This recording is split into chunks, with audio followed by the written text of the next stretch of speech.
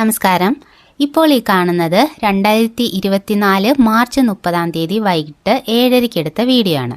അയർലൻഡിലെ time changing system ഉണ്ട്. എല്ലാ വർഷവും മാർച്ചിലും ഒക്ടോബറിലുമായിട്ടാണ് ഇത് നടക്കുന്നത്.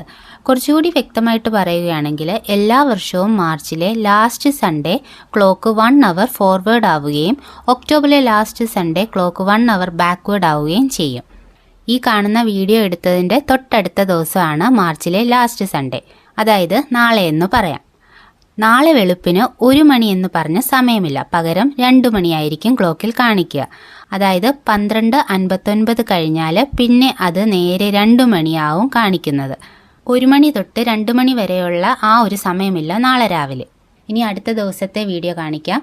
അതായത് ഈ കാണുന്ന വീഡിയോ മാർച്ച് 31 വൈകിട്ട് 7:30 എടുത്തതാണ്. ഇന്നലെ ഈ സമയത്തെടുത്ത വീഡിയോ ആണ് കുറച്ച് മുമ്പ് കണ്ടത്. അതിൽ ഇരുട്ടിയിട്ടുണ്ടായിരുന്നു. പക്ഷെ അതേ ടൈമിൽ ഇന്നെടുത്തപ്പോൾ കണ്ടോ, നല്ല വെളിച്ചമുണ്ട്. അടുപ്പിച്ചുള്ള 2 ദിവസം സെയിം ടൈമിൽ എടുത്ത വീഡിയോയിലെ ഡിഫറൻസ് ആണ് കണ്ടത്. അത് ഞാൻ ഈ പറഞ്ഞ 1 അവർ ടൈം ഡിഫറൻസ് വന്നതിൻ്റെയാണ്. ഇനി 1 അവർ ബാക്ക്വേർഡ് ആവുന്നത് ഒക്ടോബറിലെ ലാസ്റ്റ് സൺഡേയിലാണ്.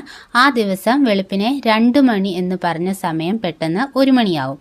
അതായത് 1 അവർ ബാക്ക്വേർഡ് ആവും. ആ ഒരു സമയത്ത് ഇന്ത്യയും അയർലൻഡും തമ്മിൽ 5.5 മണിക്കൂറാണ് ടൈം ഡിഫറൻസ്. ഇപ്പോൾ ക്ലോക്ക് ഫോർവേഡ് ആയ സമയത്ത് ഇന്ത്യയും അയർലൻഡും തമ്മിൽ 4.5 മണിക്കൂറിൻ്റെ വ്യത്യാസമാണ് ഉള്ളത്. സാധാരണ ഡിജിറ്റൽ ഡിവൈസസിലൊക്കെ ടൈം അപ്ഡേറ്റ് ആയിക്കോളും. ഒരു ചെറിയ ഇൻഫർമേഷൻ എല്ലാവരുമായിട്ടൊന്ന് ഷെയർ ചെയ്തതന്നേ ഉള്ളൂ. താങ്ക്